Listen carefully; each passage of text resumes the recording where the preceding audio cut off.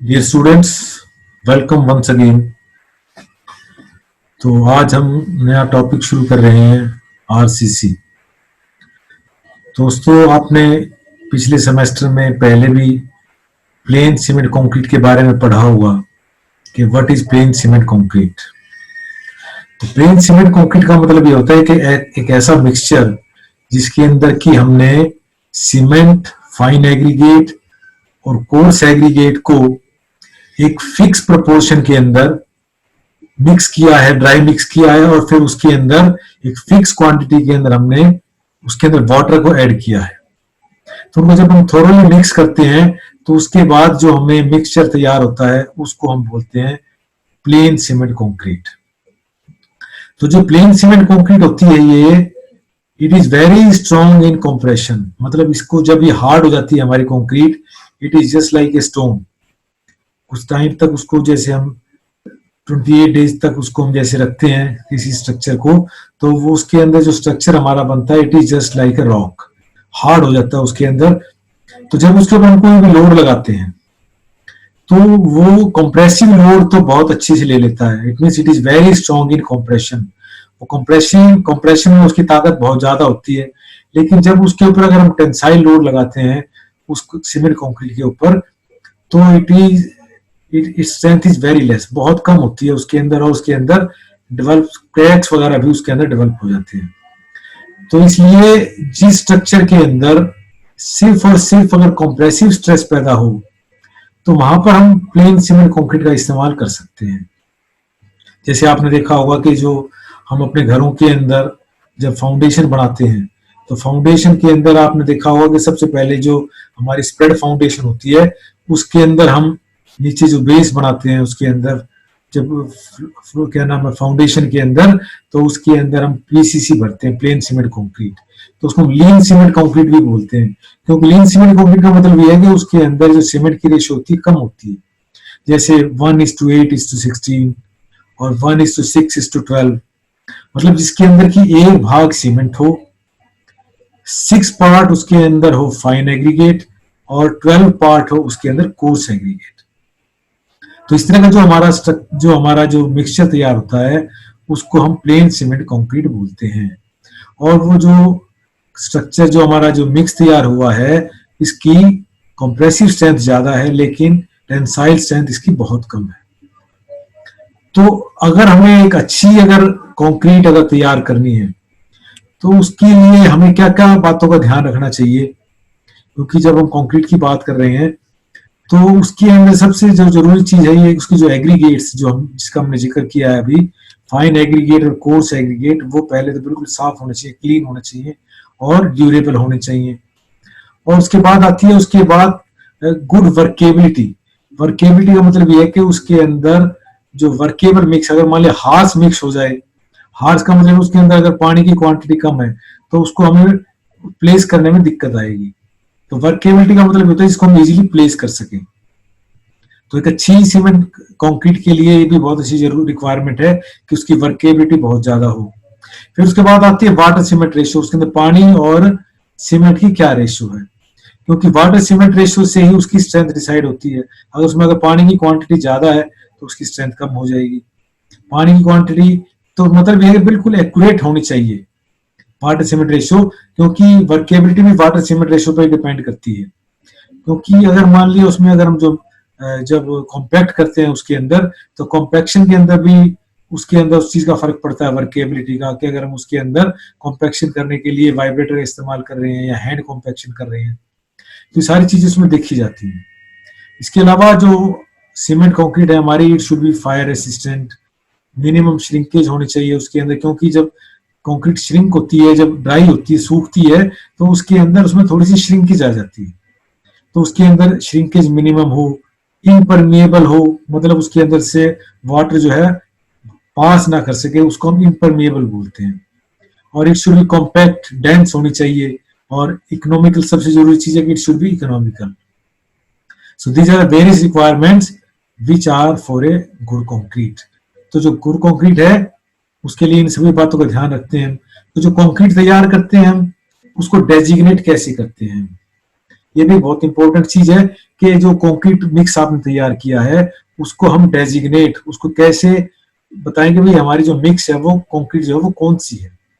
तो इसको हम डेजिग्नेट करने के लिए हम आमतौर पर लिखते हैं M10, M20, M30, M40, M50।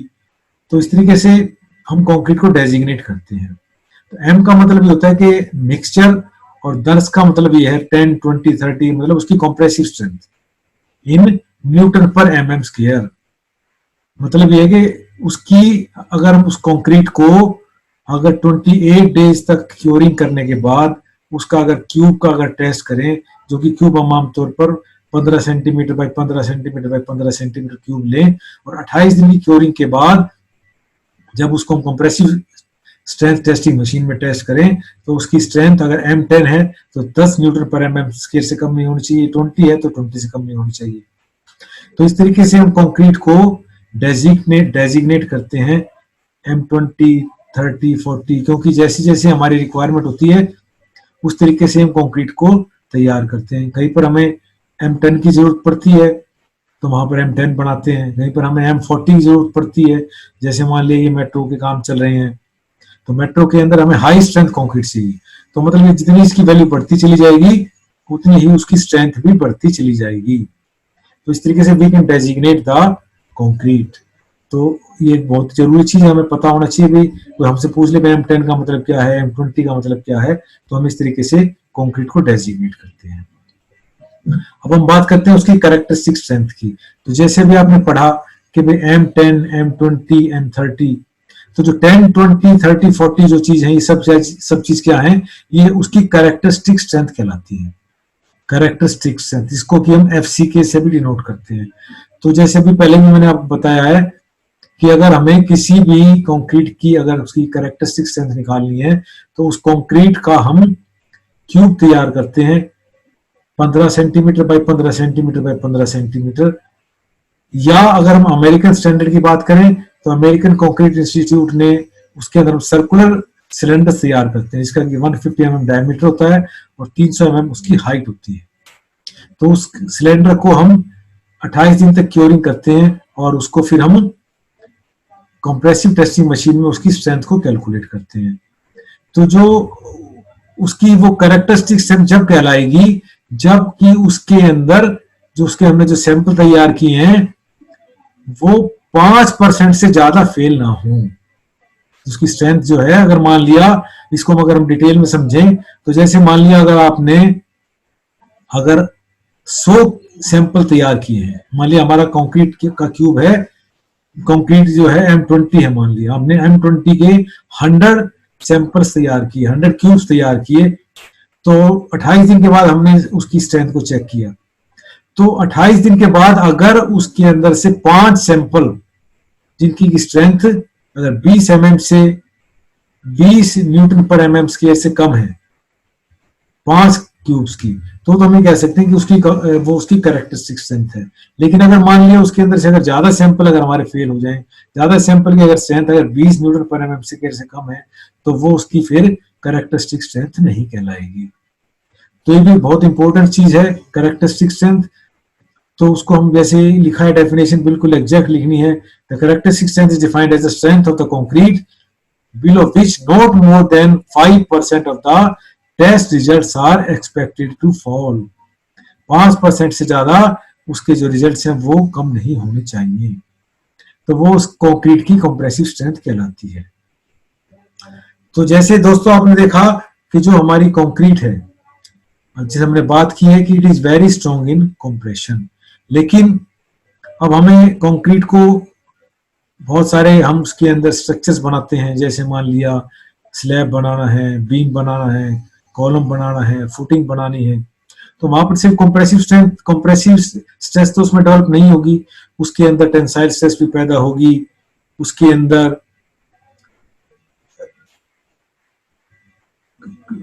Shear stress भी पैदा होगी, उसके अंदर बेंडिंग स्ट्रेस भी पैदा होगी। तो इस तरीके से उसके अंदर बहुत तरह की स्ट्रेसेस पैदा होंगी। लेकिन जो हमारी पीसीसी है तो वो तो सिर्फ कंप्रेशन में स्ट्रांग है, तो फिर हम क्या करते हैं उसकी टेंसाइल स्ट्रेंथ जो हमें चाहिए मान लिया अगर उसके अंदर, तो फिर उसको हम रेनफोर्स करते हैं। तो रेनफोर्स का मतलब जो हमारा कंपोजिट मिक्स बन गया, कंपोजिट मटेरियल बन गया, जिसके अंदर की आपने सीमेंट कंक्रीट भी ली है और उसके अंदर साथ साथ हमने उसके अंदर एक रेनफोर्सिंग मटेरियल भी डाल दिया है, तो उसकी वजह से जो हमारा जो कंक्रीट है, it now it has become strong enough to take the tensile stress also. तो इस तरह का जो हमारा जो कंक्रीट मिक्स बनता है उसको हम बोलते हैं आरसीसी, रेनफोर्स्ड सीमेंट कंक्रीट। तो जैसे हमने लिखा है, when steel reinforcement is used in the structure along with cement concrete, it is called reinforced cement concrete structure। तो मतलब ये है कि उसके अंदर हम उसको रेनफोर्स कर दिया, उसकी ताकत को बढ़ा दिया है, क्योंकि जो कंक्रीट थी, प्लेन कंक्रीट थी, it was very strong in compression, लेकिन हमने उसकी ताकत को बढ़ा दिया by adding some reinforcing material, तो उसकी टेंशन में भी ताकत बढ़ गई। तो इस तरह का जो स्ट्रक्चर हमारा बन गया, या जो उस तरह की जो कंक्रीट हमारी बन गई, उसको हम बोलते हैं आरसीसी, रेनफोर्स सीमेंट कंक्रीट। तो अब जो हमारी जो स्टील रेनफोर्समेंट, अब इसके अंदर हम जो रेनफोर्समेंट की हम बात करते हैं, तो जो कंक्रीट को रेनफोर्समेंट करने के लिए हम आमतौर पर स्टील का उसमें हम इस्तेमाल करते हैं। तो जो अभी हम आरसीसी की बात कर रहे थे, तो जो आरसीसी है हमारी, वो एक बहुत ज्यादा एक स्ट्रॉन्ग मटेरियल है।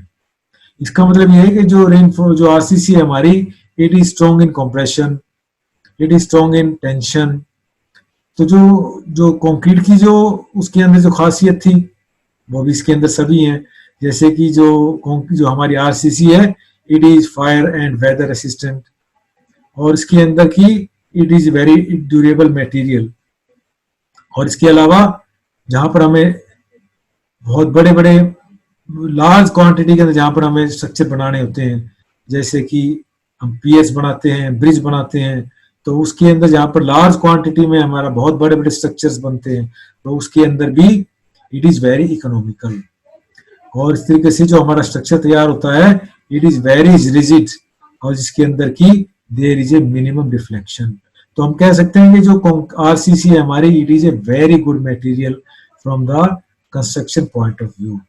तो कोई भी हमारा सिविल में कोई भी हम स्ट्रक्चर हम तैयार करते हैं, तो उसके अंदर हम आज के दिन कोशिश करते हैं कि उसके अंदर मैक्सिमम से मैक्सिमम आरसीसी का इस्तेमाल हो। लेकिन जो आरसीसी हमारी है, उसकी कुछ डिसएडवांटेजेस भी हैं। तो सबसे बड़ा डिसएडवांटेज तो ये है कि भाई इसके अंदर ये जो कंक्रीट है हमारी, it is prepared at the site. तो इस तरीके से इसके अंदर जो भी सारे प्रोसेसेस हैं, मिक्सिंग, कास्टिंग, क्योरिंग, ये सभी जो हमारे इसके अंदर जो प्रोसेसेस हैं, वो उसकी फाइनल स्ट्रेंथ को डिसाइड करते हैं। अगर किसी भी प्रोसेस के अंदर अगर कहीं भी थोड़ी भी अगर कमी रह जाती है, तो वो उसकी फाइनल स्ट्रेंथ को इन्फ्लुएंस करते हैं।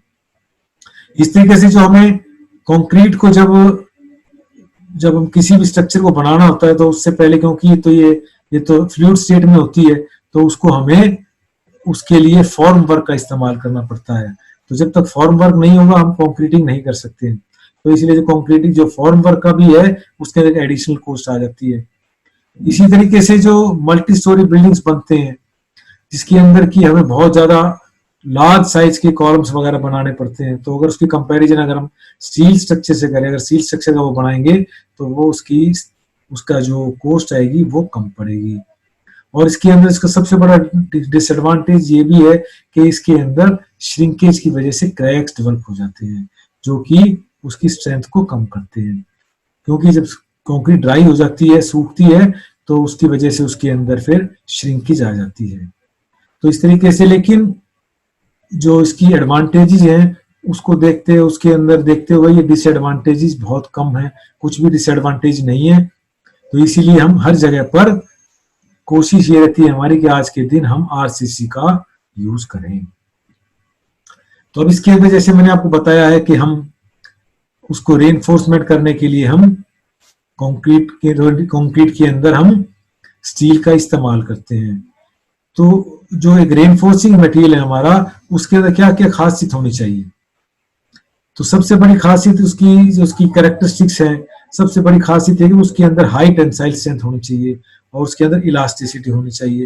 क्योंकि कंप्रेसिव स्ट्रेंथ की तो जहां तक बात है, concrete itself is very strong, यहाँ तो उसमें टेंसाइल स्ट्रेंथ कम थी, तो इसीलिए फिर उसके अंदर जो हमारी रेनफोर्सिंग मटेरियल होगा, उसके अंदर मैक्सिमम टेंसाइल स्ट्रेंथ होनी चाहिए। और नंबर 2 बात सबसे इंपॉर्टेंट चीज ये है कि उसका कंक्रीट के साथ एक अच्छा बॉन्ड बनना चाहिए।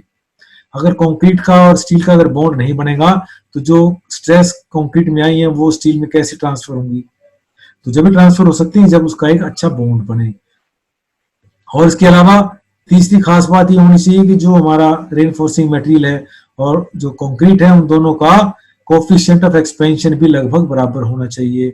अगर दोनों के अगर एक्सपेंशन अगर अलग अलग होंगे तो गर्मी, हीट, टेम्परेचर, कोल्ड की वजह से उसके अंदर अगर जो रिलेटिव मोशन हो जाएगा और रिलेटिव मोशन की वजह से उसके अंदर स्ट्रेसेस डेवलप हो जाएंगे और क्रैक्स डेवलप हो जाएंगे।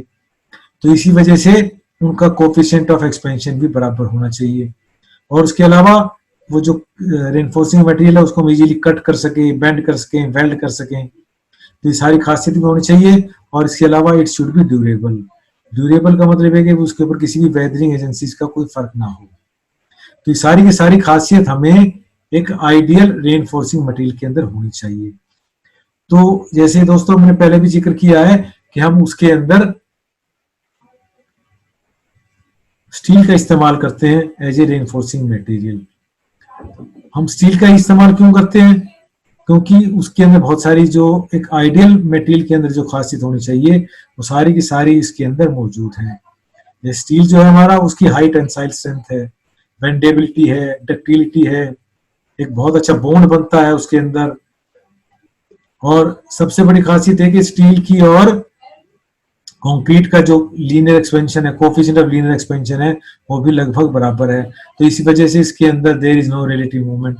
और ये सिस्मिक रेसिस्टेंस भी है, अगर अर्थक्वेक वगैरह आ जाए तो उसके अंदर उसको रेसिस्ट कर सकता है, बेल्ड हो सकता है। तो ये सारी की सारी खासियत है स्टील के अंदर। तो इसलिए हम स्टील को एक आइडियल रेनफोर्सिंग मटेरियल मानते हैं।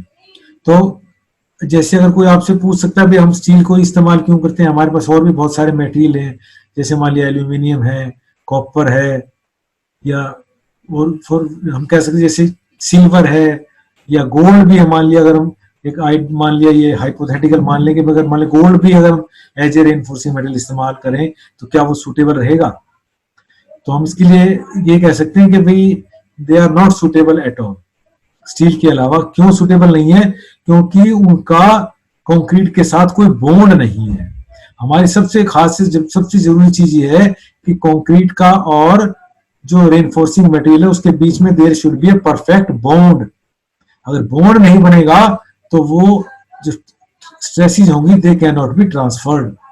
तो इसीलिए हम स्टील को एक आइडियल रेनफोर्सिंग मटेरियल मानते हैं। तो अब हम इसके अंदर बात करते हैं कि जो स्टील है वो किस किस फॉर्म में इस्तेमाल करते हैं। तो हम दो तरह का स्टील इस्तेमाल करते हैं आमतौर पर। एक होता है माइल्ड स्टील या मीडियम स्टील बोलते हैं, जिसको हम Fe250 बोलते हैं। तो माइल्ड स्टील होता है, तो इसकी माइल्ड की वजह सिर्फ यही है कि इसके अंदर जो कार्बन का परसेंटेज है वो कम होता है। क्योंकि जैसे जैसे कार्बन का परसेंटेज बढ़ेगा उसकी हार्डनेस बढ़ती चली जाएगी और उसकी डक्टिलिटी कम होती चली जाएगी। तो जहां पर हमें माइल्ड चाहिए, जहां पर हमें बेंडिंग करनी हो, मोड़ना हो स्टील को, तो वहां पर हम आमतौर पर माइल्ड स्टील का इस्तेमाल करते हैं। जैसे हमें स्टीरप्स वगैरह बनाने होते हैं, बीम बनाने के लिए स्टीरप्स का इस्तेमाल करते हैं, तो वहां पर हम माइल्ड स्टील का इस्तेमाल करते हैं। तो माइल्ड स्टील हम आमतौर पर प्लेन सरिया होता है और उसकी यील्ड पॉइंट भी डेफिनेट यील्ड पॉइंट होता है। तो आमतौर पर जहां पर की ज्यादा हमें ताकत चाहिए तो वहां पर हम प्लेन स्टील का इस्तेमाल नहीं करते हैं या माइल्ड स्टील का इस्तेमाल नहीं करते हैं। वहां पर हम दूसरा स्टील इस्तेमाल करते हैं। और इसकी सबसे बड़ी खासियत यही है कि it gives us sufficient warning before failure, क्योंकि इसकी डक्टिलिटी बहुत ज्यादा होती है। लेकिन इसकी सबसे बड़ी कमी है कि इसकी जो टेंसाइल स्ट्रेंथ है वो कम है। तो उसकी कमी को हमने दूर किया by using HYSD bars, high yield strength deformed bars. तो उसके अंदर हम Fe415, Fe500, Fe550 तक उसके अंदर हम इस्तेमाल करते हैं, क्योंकि इसकी खासियत ये है कि इसकी जो टेंसाइल स्ट्रेंथ है बहुत ज्यादा है। लेकिन इसके अंदर एक ये है कि भाई इसका जो यील्ड पॉइंट होता है वो डेफिनेट नहीं होता। तो इसकी यील्ड स्ट्रेस को हम आमतौर पर 0.2% प्रूफ स्ट्रेस के बराबर जो होता है उसको हम यील्ड स्ट्रेंथ, उसकी यील्ड स्ट्रेस को मान लेते हैं। और इसके अंदर इस बार को हम डिफॉर्म्ड बार्स भी क्यों कहते हैं, क्योंकि इसके सरफेस के ऊपर रफ होते हैं, डिफॉर्मेशन बनाई होती है ताकि इसका कंक्रीट के साथ एक अच्छा बॉन्ड बन जाता है। तो इसी वजह से जो प्लेन स्टील अगर हम इस्तेमाल करते हैं तो उसके अंदर हम उसमें हुक देना पड़ता है, लेकिन इसके अंदर हमें हुक देने की जरूरत नहीं पड़ती। और इसके अंदर हम जब दो स्टील जब लेंथ अगर कम हो जाती है एक सरिये की लेंथ को जोड़ने के लिए, उसके अंदर हमें ओवरलैप भी कम करना पड़ता है, क्योंकि इसके अंदर इसकी टेंसाइल स्ट्रेंथ ज्यादा है, आपस में हुक जो इसकी ग्रिप भी ज्यादा है। तो इसलिए तो आमतौर पर हम दो तरह का इस्तेमाल करते हैं स्टील, या तो Fe415 या Fe250, उसको माइल्ड स्टील बोलते हैं, और इसको हम HYSD या हाई यील्ड स्ट्रेंथ डिफॉर्म्ड बार भी बोलते हैं। तो इस तरीके से आमतौर पर ये दो तरह के स्टील हम इस्तेमाल करते हैं। तो दोस्तों अब हमारा ये लास्ट टॉपिक है इसके अंदर कि जो हम स्ट्रक्चर तैयार कर रहे हैं तो उसके अंदर कोई भी डिजाइन हम करते हैं किसी भी बीम का, कॉलम का, स्ट्रक्चर के अंदर फुटिंग का, तो उसके अंदर हमें ये पता होना चाहिए कि जो स्ट्रक्चर हम डिजाइन कर रहे हैं उस पर कौन कौन से लोड आ रहे हैं। जब तक हमें लोड के बारे में नहीं पता होगा तो हम उसको किस हिसाब से डिजाइन करेंगे, क्योंकि अगर मान लीजिए जो स्ट्रक्चर आपने डिजाइन कर दिया कम लोड के लिए और लोड ज्यादा आ गया तो हमारा स्ट्रक्चर फेल हो जाएगा। तो हमें सभी तरह के लोड्स के बारे में पता होना चाहिए कि जो स्ट्रक्चर हम बना रहे हैं उसके ऊपर किस किस तरह के लोड आ सकते हैं या उसकी मैक्सिमम उसके अंदर उसकी वैल्यू क्या हो सकती है। तो इसमें बहुत तरह के लोड होते हैं, जैसे डेड लोड है किसी भी स्ट्रक्चर का, उसका जो सेल्फ लोड होता है, तो मतलब it is just like a load जिसकी की क्वांटिटी फिक्स है। तो डेड लोड है, फिक्स क्वांटिटी है और इट डज नॉट चेंज, ये चेंज नहीं होती है, फिक्स क्वांटिटी है और ये एक ही पॉइंट पर लगता है, एक फिक्स पॉइंट पर लगता है ये, तो इसीलिए इसको हमने इसका बोला है डेड लोड। दूसरा हमारा टाइप लोड होता है लाइव लोड। तो लाइव लोड मतलब सुपर इम्पोज लोड, जो उसके ऊपर हमने सुपर इम्पोज किया, डाला है उसके ऊपर। तो जो सुपर इम्पोज लोड होता है it is a variable load. जैसे मान लिया अगर हम कोई स्ट्रक्चर बना रहे हैं उसके अंदर जो आपने फर्नीचर वगैरह रखा हुआ है, तो ये जो सारा का सारा जो फर्नीचर का जो लोड है इट इज ए मूवेबल, इसको कहीं पर भी रख सकते हैं, इसकी क्वांटिटी भी वेरी कर सकती है, कभी कम है कभी ज्यादा है। तो लेकिन हम जब डिजाइन करते हैं तो उसकी मैक्सिमम को उसको ध्यान में रखते हुए, कितना मैक्सिमम से मैक्सिमम हो सकता है उसको ध्यान में रखते हुए उसको हम लोड लगाते हैं, उसको डिजाइन करते हैं। जैसे मान लिया ह्यूमन बीइंग है, वो किसी भी बिल्डिंग के अंदर कितने मैक्सिमम हो सकते हैं, कभी कम हो सकते हैं कभी ज्यादा हो सकते हैं। तो वो जो ह्यूमन लोड है जो वो भी एक तरह से लाइव लोड कहलाता है। तो कभी मान लिया उसके अंदर मैक्सिमम आदमी आ गए, कभी खाली हो गया, तो लेकिन हमें उसको डिजाइन करना है मैक्सिमम के हिसाब से। इसी तरह से विंड लोड है। विंड लोड, कोई बिल्डिंग बनाई है आपने तो उसके ऊपर जब हवा चलती है तो उस एरिया के अंदर मैक्सिमम कितना विंड लोड, हवा का प्रेशर हो सकता है, तो वो भी हवा भी एक दबाव बनाती है बिल्डिंग के ऊपर, तो वो उसके हिसाब से हमें फिर विंड लोड लेना पड़ता है। इसी तरह से अगर वो हिली एरिया है तो वहां पर अगर बर्फ पड़ती है तो उसके अंदर हमें स्नो लोड लेना पड़ता है कि भाई कितनी बर्फ पड़ सकती है मैक्सिमम, तो स्नो का भी लोड आएगा, तो हमारा स्ट्रक्चर उसके हिसाब से उसको लेने में काबिल होना चाहिए। इसी तरह से अर्थक्वेक लोड है। अगर मान लीजिए कोई बिल्डिंग है अगर आपने बनाया है तो उसके अंदर कभी अर्थक्वेक भी आ सकता है, तो अर्थक्वेक का जो लोड होता है वो अब उसके अंदर हम फिक्स तो नहीं कर सकते भी कितना अर्थक्वेक लोड है, लेकिन उसके अंदर जोन के हिसाब से ये जो बिल्डिंग स्ट्रक्चर हमारी बनी है वो कौन से जोन के अंदर है, तो वहां पर मैक्सिमम कितना मैग्नीट्यूड का अर्थक्वेक आ सकता है, उन सभी को ध्यान में रखते हुए फिर हम अर्थक्वेक लोड को उसके ऊपर इम्पोज करते हैं। तो जो स्ट्रक्चर हमारे इंपॉर्टेंट स्ट्रक्चर होते हैं तो उसका जो स्ट्रक्चर है हमारे देश शुड बी अर्थक्वेक रेसिस्टेंट, तो उसके अंदर हम अर्थक्वेक के लोड को भी ध्यान में रखते हुए अर्थक्वेक लोड को भी उसमें इस्तेमाल करते हैं। इसी तरह से इम्पैक्ट लोड, अगर मान लिया कोई आपने कोई ब्रिज बनाया है तो उसके ऊपर जो व्हीकल्स मूव कर रहे हैं या कोई बिल्डिंग आपने उसके अंदर कोई मशीनरी रखी हुई है तो वो मशीनरी की वजह से वाइब्रेशंस पैदा होती हैं, तो उसकी वजह से जो इम्पैक्ट पैदा होता है, तो ये सारे के सारे लोड्स हम बिल्डिंग के अंदर या कोई भी स्ट्रक्चर हम बनाते हैं तो उसके अंदर इन सभी लोड्स का हम ध्यान में रखते हुए फिर उस स्ट्रक्चर को हम डिजाइन करते हैं। तो किसी स्ट्रक्चर के ऊपर कोई लोड लगता है, किसी पर कोई लोड लगता है, ये जरूरी जितने भी लोड बताए गए हैं ये सभी के सभी स्ट्रक्चर्स पर अप्लाई होते हैं। तो इन सभी जो जिस स्ट्रक्चर में जो भी लोड लगता है उसका हम वर्स्ट कॉम्बिनेशन, मतलब ज्यादा से ज्यादा उसके अंदर जो बुरे से बुरे हालात हो सकते हैं, उसके अंदर जो लोड लगता है, उन सभी को ध्यान में रखते हुए उस स्ट्रक्चर का हम डिजाइन करते हैं। तो इस तरीके से दोस्तों हम डिफरेंट टाइप्स के लोड जो आपको बताए गए हैं, इनके हिसाब से ही हम स्ट्रक्चर को डिजाइन करते हैं। तो दोस्तों आज हमने इसके अंदर पढ़ा है कि भाई what is cement concrete, what is RCC. तो सीमेंट कंक्रीट के बारे में भी बहुत सारी बातें बताई गई हैं कि भाई उसका ग्रेड क्या होता है, उसकी कैरेक्टरिस्टिक स्ट्रेंथ क्या होती है, फिर उसकी ताकत को बढ़ाने के लिए, टेंसाइल स्ट्रेंथ को बढ़ाने के लिए उसके अंदर हम रेनफोर्सिंग मटेरियल का इस्तेमाल करते हैं। वो कौन कौन से रेनफोर्सिंग मटेरियल हो सकते हैं, स्टील को ही हमने इसको क्यों चुना, why steel is ideal reinforcing material. तो क्योंकि हम स्टील को ही कह देते हैं भाई हमारा जो स्टील है वही रेनफोर्सिंग मटेरियल है। तो इस तरीके से ये जो चैप्टर हमने पढ़ा है, ये जो हमारा पहला इसका इंट्रोडक्शन है आरसीसी का, इसके अंदर ये सभी छोटी छोटी बातें आपको बताई गई हैं कि भाई जो इसमें कंक्रीट क्या है और इसमें जो रेनफोर्सिंग मटेरियल है वो कौन सा हम इस्तेमाल करते हैं, माइल्ड स्टील इस्तेमाल करते हैं या HYSD इस्तेमाल करते हैं या टोर स्टील भी बोल देते हैं जिसको हम, या TMT भी बोल देते हैं। आजकल TMT स्टील आया हुआ है, थर्मो मैकेनिकली ट्रीटेड। तो वो भी TMT सरिया भी है, लेकिन वही FE 500 FE 550 में ही आती है उसकी कैटेगरी भी, तो इसलिए वो स्टील है। तो दोस्तों मुझे उम्मीद है कि भैया आपको इंट्रोडक्शन के बारे में पता लगा भाई आरसीसी क्या होती है। हम आगे फर्दर आपको इसके अंदर और बताएंगे कि भाई क्या चीज होती है। तो थैंक्स वेरी मच।